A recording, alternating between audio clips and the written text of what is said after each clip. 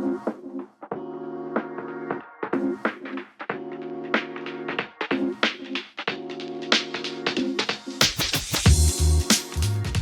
and welcome to Ukrainian Art Dispatch, the podcast where we bring you stories from the front lines of the Ukrainian art scene. I'm Iya Stepanuk, art journalist based in Lviv, Ukraine, and here with me is Igor, who runs Nomadische Bokkenplank, an art media project dedicated to Ukrainian art and culture based in Amsterdam. On today's episode, we'll be talking about the exhibition which is currently on display at the Ukrainian Museum in New York and showcases the works of the avant-garde female artist Alexandra Exter. Later in the episode, we'll hear from Peter Doroshenko, the Ukrainian Museum in New York director. Mr. Doroshenko will give us an insider's perspective on how this project came together and why it's so essential for the art world and Ukrainian culture. Igor, let us discuss first who Alexandra Exter was exactly and why her current exhibition is worth such an extensive mention. I mean, for the last 3 years, since the full Russian invasion of Ukraine started, we have heard about many avant-garde artists changing labels, so to say, from Russian to Ukrainian. However, it is Exter who has her solo exhibition in New York now and a fresh from the print book on her life and art. So, what is so particular about her? Yeah, thank you for the intro. As a culture, and especially Ukrainian culture, consumer and promoter, I am very happy when such events occur, even when I cannot attend them offline. I'll explain why. The full-scale invasion made everything existential for Ukraine, including culture. The Russian Federation weaponizes culture and loots not only physical artifacts, but appropriates whole periods of Ukrainian art history. Many Ukrainian art pieces were appropriated or stolen during the 20th century and are now stored in Russian museums. Russians are sophisticated art thieves. There is a good research by Konstantina Kinsha, Beautiful Loot, the Soviet plunder of Europe's art treasures, which tells how the Kremlin looted art in Europe during the World War II, including the Troy artifacts. Alexandra Exter is one of the appropriated ones. She, along with other artists like Malevich, was active in the late Russian Empire and early years of the USSR. And she stuck under that so-called Russian avant-garde umbrella, which associates a lot of artists solely with Russia. The thing that I mention all the time, that the term Russian avant-garde was developed due to a couple of European institutions and researchers. One of them was a wife of Sergei Prokofiev's son, which is a very suspicious story, isn't it? The question is, how come foreigners got access to the storages of avant-garde art, which was banned in the USSR, so you got to get a special permit from KGB. Very suspicious. You can read more in an article by French specialist of avant-garde Jean-Claude Marcadet on that questionable term.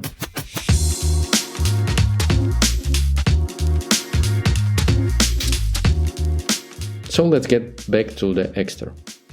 The modernism period is crucial for contemporary Ukrainian culture as any other European. It was the age of dreaming big, age of innovations, experiments and massive social changes. It fascinates and inspires us up to now. Rediscovering old and new names is one of the most vibrant things happening now in Ukraine. It's almost archaeological work, and the more we dig, the more treasures we find.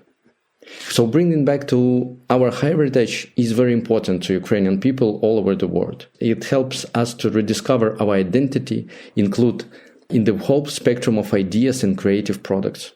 One of the most recent big exhibition of Ukrainian modernist art, which included works of Exter, was In the Eye of the Storm, Modernism in Ukraine, 1900s, 1930s. Rescued from bombarded Kyiv in 2022, works by artists including Kazimir Malevich and Sonia Delaunay were exhibited in Brussels, London, Madrid, Vienna and Bratislava. Let me put the Guardian quote about the exhibition. Quote, "The exhibition presented art produced in Ukraine in the first decades of the 20th century, showcasing trends that range from figurative art to futurism and constructivism. Ukrainian modernism developed against a complicated socio-political backdrop of collapsing empires. The First World War, the revolutions of 1917, with the ensuing Ukrainian War of Independence, and the eventual creation of Soviet Union. The ruthless Stalinist repressions against Ukrainian intelligentsia led to the execution of dozens of writers, theater directors, and artists. While the Holodomor, the artificial famine of 1932-33, killed millions of Ukrainians. Despite these tragic circumstances, Ukrainian art of the period lives through a true renaissance of creative experimentation. End of quote.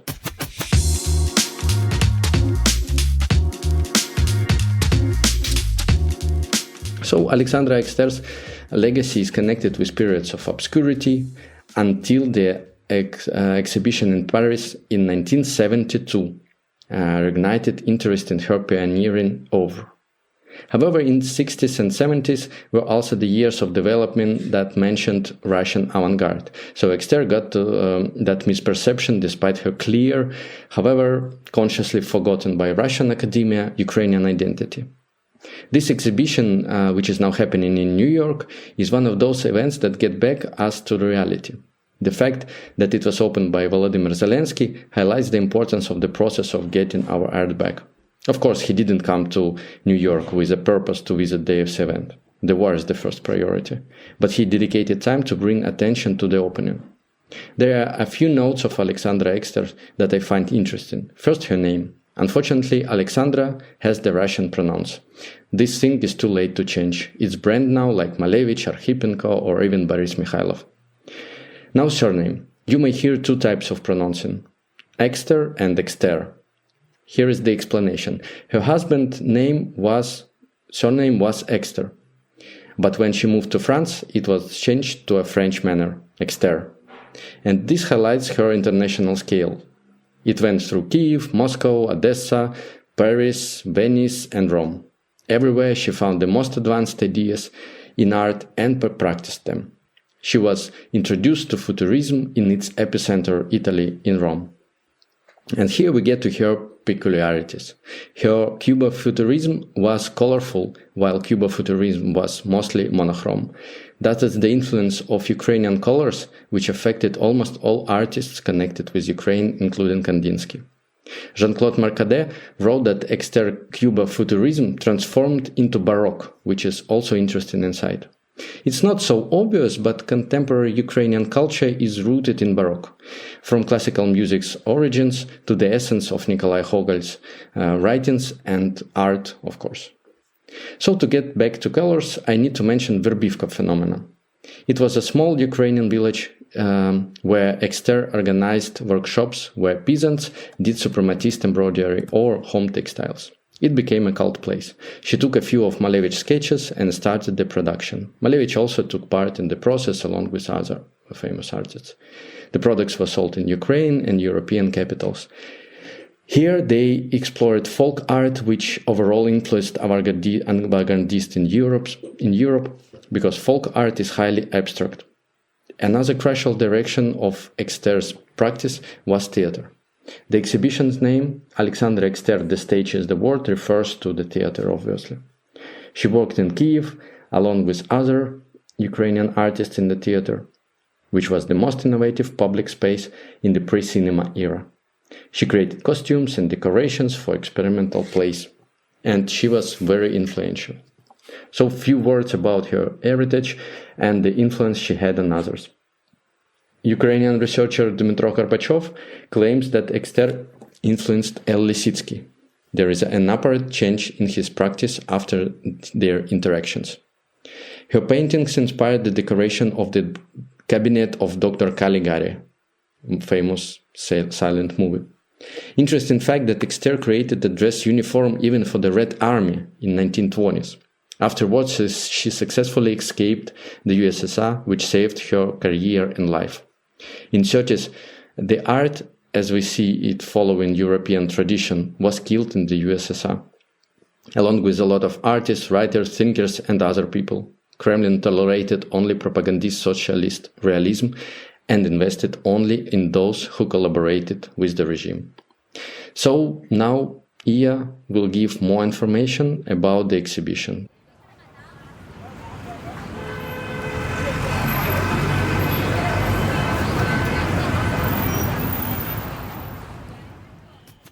Yes, thank you, Ihor.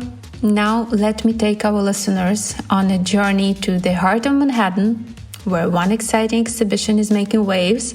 And we are talking about Alexandra Exter, The Stage is the World, currently on display at the Ukrainian Museum in New York. For those unfamiliar with the Ukrainian Museum, it's the largest museum in North America dedicated to Ukrainian art and culture. It was founded in 1976 by the Ukrainian National Women's League, and in 2005 it moved into a new facility in the heart of Manhattan's vibrant East Village. The building was designed by Ukrainian-American architect George Savitsky of Savitsky-Tarela Architecture and Design and was fully funded by the Ukrainian-American community. Now, this exhibition about Alexandra Exter is special not just because it's the first solo showcase of her work in the US. It's special because it's part of a larger movement to reclaim Ukrainian art, to recognize its distinct identity, and to correct the narrative that has for decades labeled artists like Exter as part of the Russian avant-garde.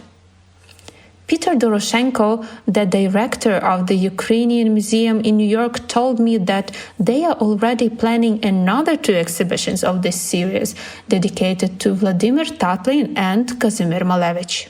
As Ihor has mentioned before, the Exter exhibition was officially opened at the end of September by Ukrainian President Volodymyr Zelensky and First Lady Olena Zelenska.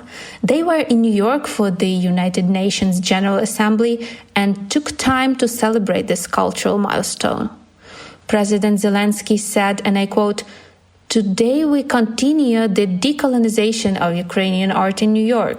The Ukrainian Museum presents our modernist and avant-garde artists to the United States and visitors from all over the world, precisely as Ukrainian, not Russian or Soviet, as the empire has positioned them for years."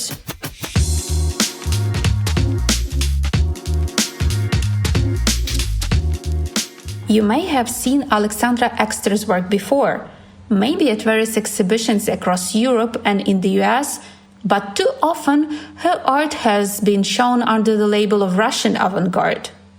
The current exhibition in New York shows that the artist has strong ties with Ukraine, which simply cannot be overlooked. At the beginning of the 20th century, Exter often navigated between artistic hubs like Paris, Moscow, Venice, and Rome, but Kiev was her home, her safe haven. The exhibition in New York showcases Exter's pioneering career from 1913 to 1934, providing the audience with a deep understanding of her artistic journey. It explores how Exter's work influenced theater, cinema, and avant-garde movement worldwide. Collaborating with museums and private collectors, the Ukrainian Museum has curated over 30 pieces of Exter's art. Paintings and work on paper from her early abstractions to avant-garde theater contributions. Rare and iconic, these works paint a vivid picture of an artist who was often ahead of her time.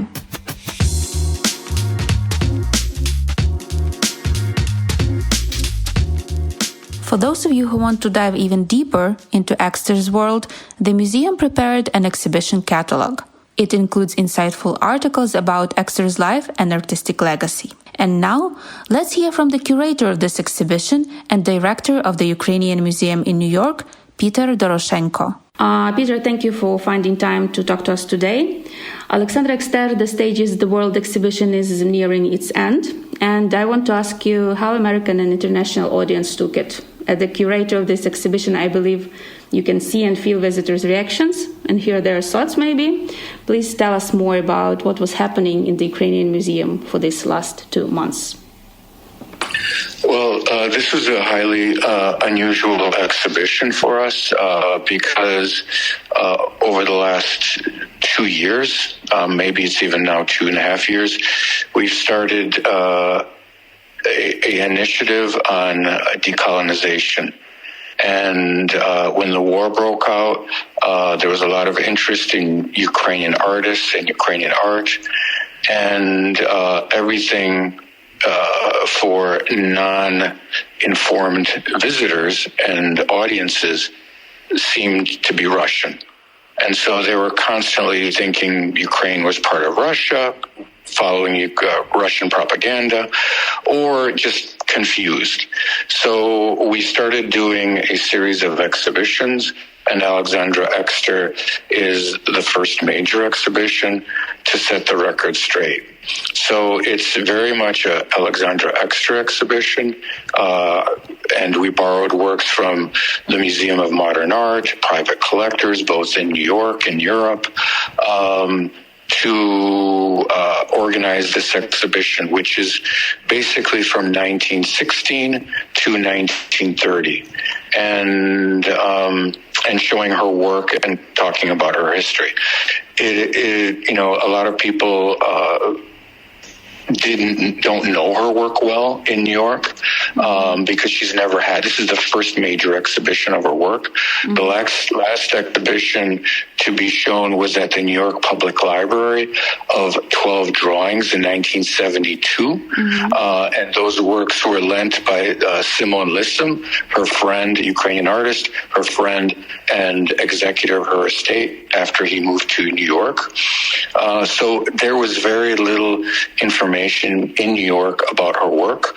So also then in my research, I discovered that Alexandra Exter is the most faked artist of the whole Ukrainian modernism group, because she worked in so many different kind of styles, and she worked quickly, she worked slowly, she was non-traditional. And so I had to also deal with the whole aspect of a lot of fake Alexandra Exters. And believe it or not, there's 3 major museums who have fake Exters and refuse to take them down off their website or off their walls in the museums, even though, Konstantin Akinsha and others have said they're fake. Mm-hmm. So I had to deal with that drama. And so when we were organizing the exhibit, I found out that also the First Lady of Ukraine, Olena Zelenska, is very fascinated by Alexandra Exter's work. And so we had the honor of both the First Lady and the President of Ukraine open the exhibit in September. Mm-hmm. And, we've been following up with, since that time, in getting, obviously as many people to take part and visit the museum, which has been great. But it took a little time. It was very slow in the beginning, but we're in the last 2 weeks of the exhibit. And believe it or not, now everybody is coming. Somehow New Yorkers had to see it in the press or hear about it from friends or colleagues for them to take it seriously or to kind of think it through and feel comfortable.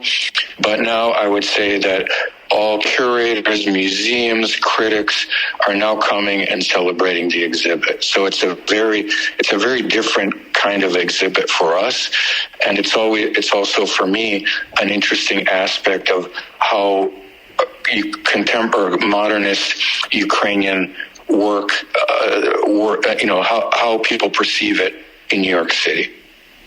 I see. Yes, very interesting. Thank you.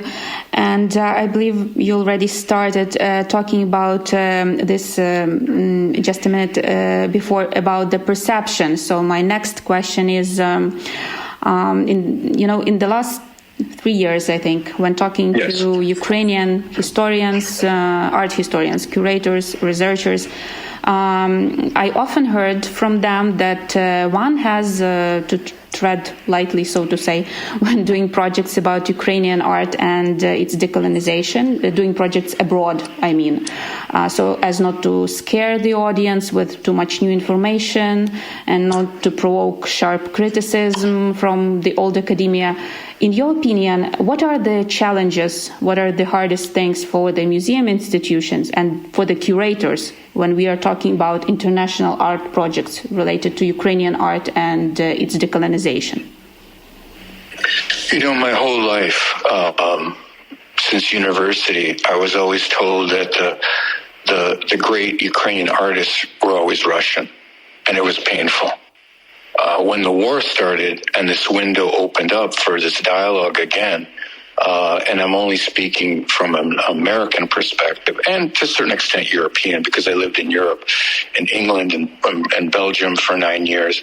I would say the biggest mountain to climb is this aspect of propaganda and lies that the Russians are very, very good at, and how they've convinced the whole world that Ukrainian artists, and to a certain extent Ukrainian culture, is their own. And so, I think we're in a catch-up phase right now of proving everybody wrong, and that's why we're doing publications and exhibitions focused in on their Ukrainian roots and heritage to set the record straight. This will all take some time. Here at the Ukrainian Museum, we're taking it from a more hardcore perspective. I could care less I'm not worried about people's feelings. I'm more worried about correcting art history. Mm-hmm. And so there's a lot of drama with, I can speak for New York institutions, where up until the war, every museum, major museum, in New York, not every, but the big ones, MoMA, the Guggenheim, the Brooklyn Museum, had Russian oligarchs on their board who were paying for exhibitions and continuing the lies and propaganda about everything being Russian. So it's a big mountain to climb, and we have made some major inroads at the expense of a lot of Ukrainian lives with this war. But I think it's important that we take a hardcore perspective and tell them that, and to set the record straight. So when I talk to a lot of curators, professors, critics, I try not to be delicate. I just tell them the facts. And if they don't like the facts, well, then they can turn around and leave the museum. But I think so far we're getting the message across, and it's not just me. There's others involved, like Tatiana Filevska from the Ukrainian Institute, the various different curators and museum directors all across Ukraine. Everybody's doing their part, but for us, we're not walking on eggshells. We're setting the record straight and not worrying about what people are thinking. Yes, and I thank you for this work. And I remember last time we talked in Lviv, and you mentioned that the Exter exhibition will be the first one in a series of art projects dedicated to avant-garde artists, those whose life and art was closely connected to Ukraine. However, now they are most frequently considered Russian. And I remember you mentioned Kazimir Malevich and Volodymyr Tatlin. So can we expect something new and exciting from the Ukrainian Museum in 2025? Could you please share your plans for this year? Absolutely. I think for us, basically in 3 weeks, on February 7th, we're opening up Volodymyr Tatlin in Kyiv. So we're going to focus in on decolonizing Tatlin as a Ukrainian, not a Russian. And secondly, focused in on his 2.5 years in Kyiv, teaching at the Kyiv Institute of Art. And, that whole kind of almost Bauhaus movement that existed in Kyiv at the time. Also a starting point for some of his most significant work, such as the La Tatlin plane, the famous chair that he did. All of these things started in Kyiv. And if we pick up any book right now on Tatlin, and most of them are either from Basel or from Germany or from Moscow, they all say he's Russian. And those 3 years or 2.5 years in Kyiv, they're not in any of those books. So it could be a major exhibition or a major book. Nobody went to Kyiv to do the research on his Kyiv years. So this exhibit will focus completely on those Kyiv years and decolonize him and his work as a kobzar with a bandura, almost performance-like. Possibly one of the first conceptual performance artists of the 20th century. His various kind of sculptural works, his teaching. He was 100 years ahead in terms of teaching and how it combined theater, film, photography, and sculpture all together. This is now super accepted at universities around the world, but he was doing it in 1926. That's crazy. And so we're going to be presenting this time period and unknown bits and pieces in his students who he worked with in Kyiv. And then next year in September, we're going to be focusing in on a major exhibition by Kazimir Malevich and focusing in on the film that he did with Hans Richter, the German experimental filmmaker. They collaborated on a film. Malevich unfortunately died before Richter started working on it. Richter, because he was Jewish, had to move to America before the Nazis completely took over Germany, and completed bits and pieces when he was living in Los Angeles. There's storyboards that Malevich did. There's a documentation that has never been really kind of gone through. So we're going to cull all of this information to the exhibit. And 2 years ago, many young filmmakers in Ukraine assembled this film that Malevich did, and we're going to premiere it in New York. And the 7 or 8 Malevich paintings, basically from about 1915 to about 1920, that were a major influence for this film. And these works are here in New York. They're at the Stedelijk Museum in Amsterdam, and also at the Ludwig Museum in Frankfurt. So for us, this is the Alexandra Exter is a great starting point, followed up by Tatlin, then Malevich, and we'll keep doing so every year and a half, until we correct the art history that needs correcting. Yes, that sounds amazing. Like 2 major reasons to come to New York this year and next one. That's great. I wish you all the luck with Thank this. you. And at the end, I want to ask you, in your opinion, top 3 projects about Ukrainian art of the last year of 2024. Apart from Alexandra Exter, the stage is the word, of course. This could be exhibitions, books, conferences. What would you recommend reading, visiting, or looking up on the internet about Ukrainian art? I would, something that surprised me and moved me, because I knew a little bit living in Kyiv, I knew a little bit of the work, but the major exhibition of Alla Horska at the Ukrainian Dim, or Ukrainian House, and the catalog were, I think, one of the highlights for me from last year. And it's something that I went, when I was in Kyiv, back 3 times. So it's just, I discovered every time I went back, I discovered something new, or, I spent more time with works that I dismissed the first time around or didn't see well the first time around. Excuse me. So I would say that. I would also say Bard College Graduate Center here in New York did a very focused exhibition on Sonia Delaney. And it was the first major exhibition of Sonia Delaney's work in America. And they really showed her whole life, career. And that was fascinating. And once again, I think opened a lot of eyes for New York and those who were interested in Ukrainian modernism or avant-garde.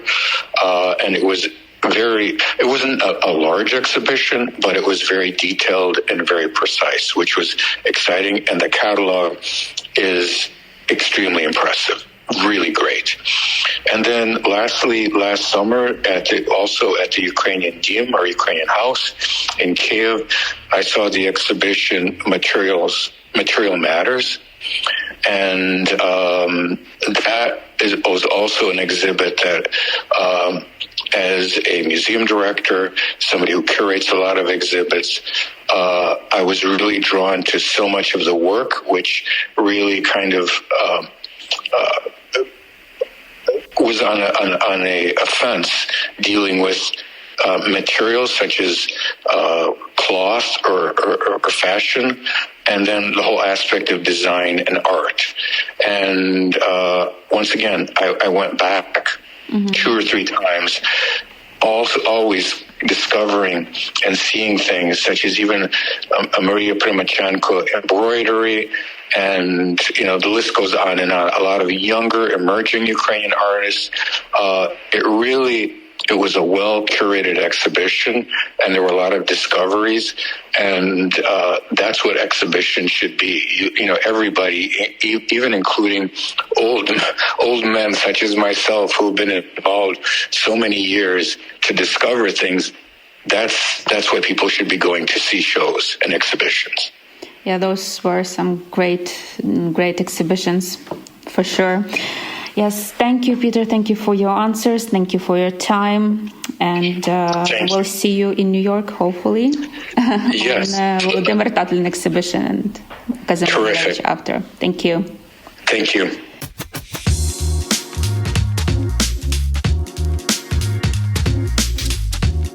If you have enjoyed our pilot episode, be sure to give it a rating and a review.